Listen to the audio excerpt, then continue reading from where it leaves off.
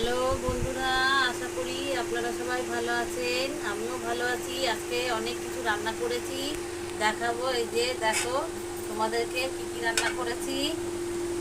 এইটা আলু বটবডি ভাজা, আর এটা পাট পাতা শুকনো করে মুচমুচ করে ভেজে সেটাকে গুঁড়ো করে রেখেছি। আর এই যে থকথকে মুগের ডাল, আর এই যে আছে লেবু,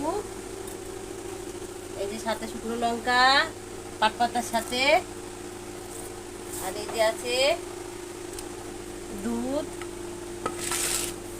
কাঁঠাল দিয়ে দুধ দিয়ে খাওয়াবে। কাঁঠালটা দাও না মা। আপনারা খেয়েছেন কখনো কাঁঠাল দিয়ে দুধ দিয়ে? আমরা আজকে কাঁঠাল দিয়ে দুধ দিয়ে খাবো। এই যে দেখো, এই যে পাকা কাঁঠাল দিয়ে দুধ দিয়ে খেতে ভালো লাগে।